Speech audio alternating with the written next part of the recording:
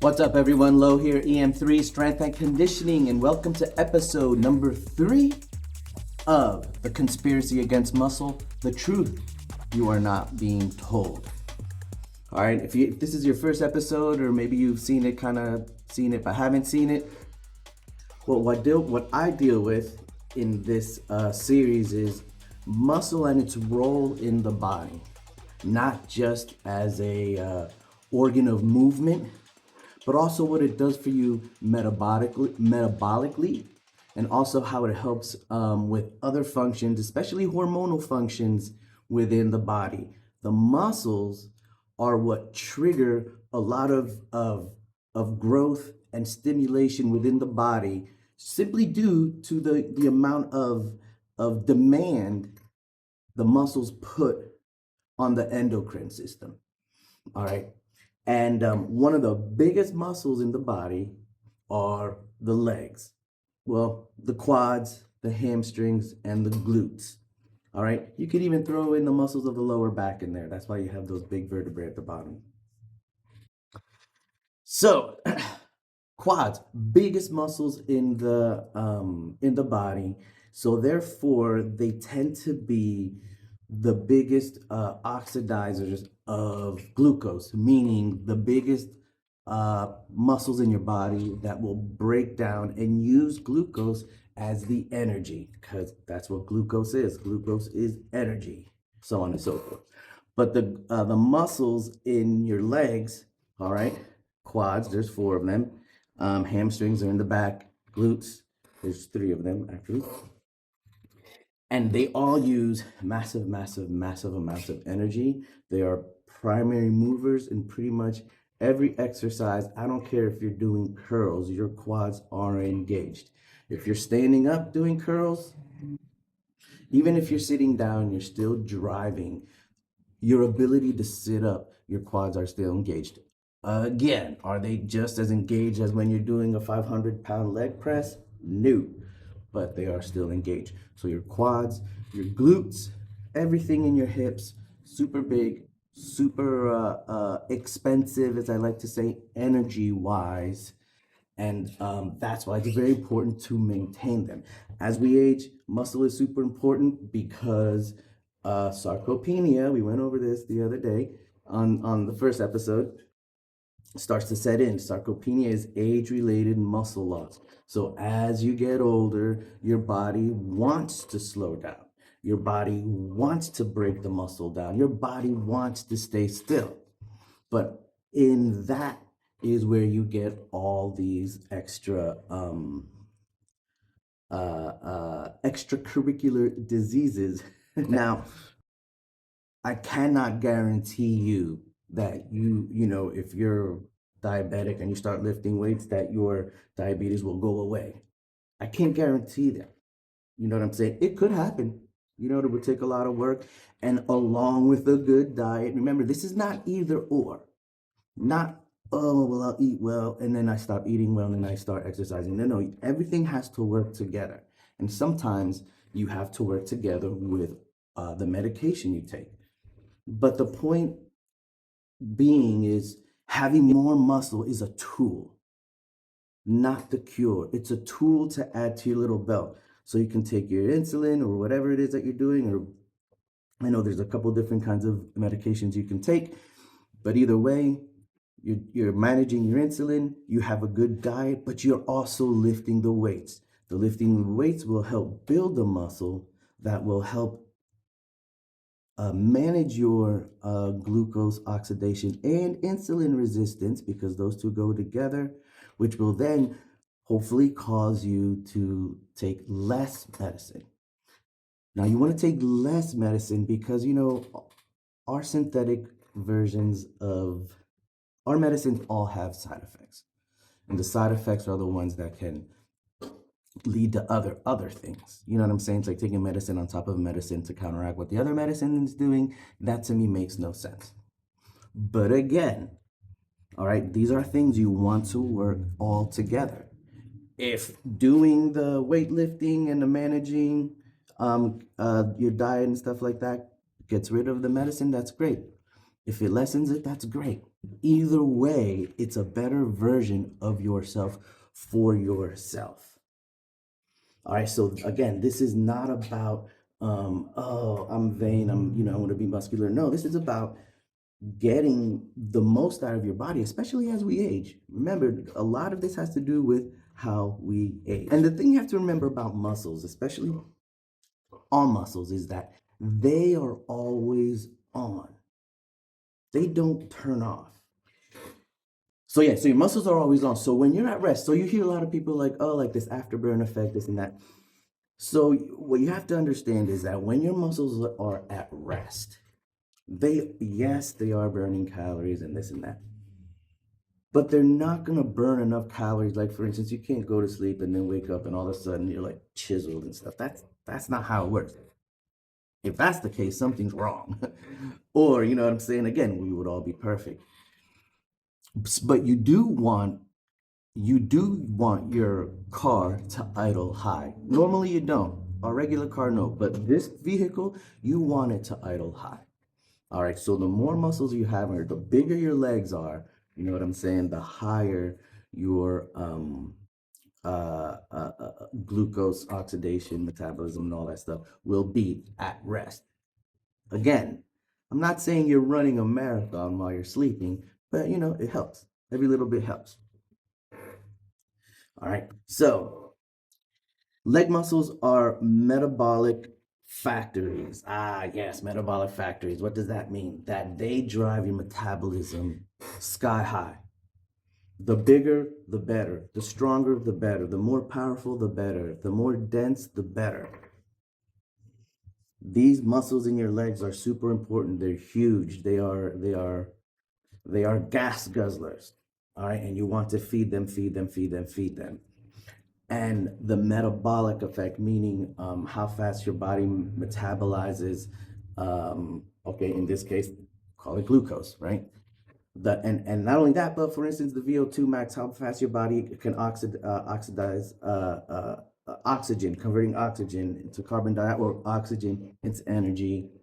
Boom, carbon dioxide, how fast your body can do its processes, and not at a peak, but how do you call it, constant. Not like peak level on a like on your amp, on your speakers. You got that peak and then you have your constant. Muscles in the legs, super, super, super important, super important. So legs will always help you lose weight. Having big, strong legs help you lose weight. Ladies, when you're working on your butts, don't forget the quads, don't forget the hamstrings. I see a lot of ladies working their butts, and that's great. And but don't do it just to look nice in your leggings. Don't do it just to look nice in your bikini or whatever. Do it because one, it equals good strength, big strength. All right, and I'm not just talking about, okay, maybe your arms might be weak, but your strength in general, the capability to lift something, a heavy object, is more related in how strong your glutes, your hamstrings, and your legs are, as opposed to how strong your arms are. Now, lifting above your head, different story. But listen to this, you can't lift something above your head if your hips aren't under you. All right, so you always need those muscles down there to be big and strong, not just to look good in your clothing, your jeans, or whatever it is, but to also help support metabolic wellness, insulin sensitivity, glucose oxidation, all that stuff. The last thing I'm going to really touch upon is for someone like me, I've never had big legs. I've never had the ability to put on a lot of muscle without, having to do all this supplementation and stuff, that which I personally am not willing to do. That's just me. If that's what you want to do, do it. But for me, I just don't, that's not what I want to do. But in order to grow those legs, in order to take advantage of those quads, and again, I'm speaking to everyone, but I'm also speaking to people like me. I'm 50 and beyond, 40 and beyond, 30 and beyond. Because if you lead a more sedentary life, this process of sarcopenia has already started. If you've been sedentary all your life, I mean, you are severely sarcopenic, I guess is the word you could use, because if you've never triggered, never pushed your bodies, your muscles to grow, um, to grow, other than what you're demanding from it, which is nothing, then you know, wow, your muscle mass must be down, your bone density must be, I mean, you must be walking around on like sponges, or maybe even it might be brittle. You know what I'm saying? But either way, for those of us 50 and over who you know you're feeling it. You know you're feeling it. I feel it. And I it makes me want to fight it. And that's what I recommend. Especially for those of you who think that lifting when you're older is dangerous and this and that. Running is much more dangerous. There are many more risk factors in running, and I'm not talking just about the running itself.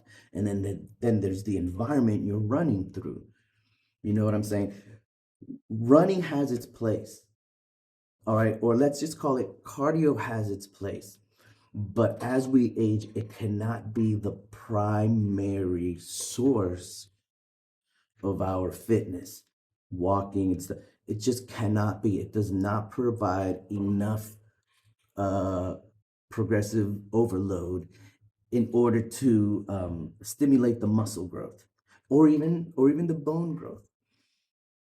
You know, because you'll never grab a pair of 20-pound dumbbells, a pair that's 40 extra pounds, and go running with them. You never will. I mean, you won't even go walking with them, walking slowly. All right. So as we age, lifting weights becomes very, very important. And I'm actually going to do a video about, you know, what exercises should we be doing? You know what I'm saying? Because like, doing the hand squeezing thing, I don't even know what they're called, for your grip strength. You know, people, oh yeah, it helps you grip strength. Does it really? Because when I grip things, I don't grip things like this. I do this, and then I'm gripping it and holding on. So doing this, yeah, you'll get a nice little pump and whatever, but it's not going to help your grip strength. It may grow your muscle, but it's not going to help your grip strength. In order to improve your grip strength, you know, you have to grip something, carry something. So doing heavy dumbbell curls is great for your grip strength, not just your bicep. It's great for your grip strength. All right. You want to improve your grip strength, you have to grip something, not just squeeze it. Farm carry is one of my favorites. Deadlifting, one of my favorites. All right. The problem now, here's the issue, right? The difference between doing the squeezing your hand and doing a deadlift or a farm carry is that on the farm carry, you're also using your legs, your core, your shoulders, everything's involved, not just your hand. Not just, or your forearm, let's call it. All right. So what kinds of exercises matters too, because you want to grow the right muscles. Now, I'm not saying there's a wrong muscle. Oh, don't grow that muscle. Nah, that's not what I'm saying. I'm saying the muscles that are going to benefit you most metabolically, most to your general health and fitness. Not, which one's going to make your chest look the best because, yeah, no. I'm talking about the correct exercises to help your body build enough muscle and strength, because strength is what picks you up when you fall, um, to benefit um, when it comes to other systems and stuff in your body, primarily the endocrine system. But not only that, because the endocrine system then stimulates all the other systems, even it loops back into the brain, which is crazy because it's like the brain that kind of stimulates it to go, and then it kind of feeds back on all those hormones that are released, which trigger it to do more or something different depending on what's happening in your environment. So anyway, I'm going to leave it there. Quads, grow your quads, especially as we age. Grow your quads, grow your hamstring, grow your glutes, because these are the ones that are right around your hips. It's going to protect your hips. They're going to be, they're the muscles that help you get up when you fall, get up off the floor, get up the stairs, squat down to pick things up, or whatever it is. Glutes, hamstrings, quads and lower back, of course.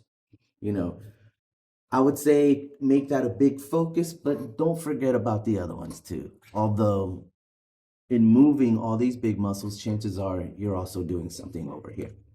So low here, EM3 Strength and Conditioning right here in Northampton, 1631 Main Street. The conspiracy against muscle, the truth you are not being told. Talk to your physician.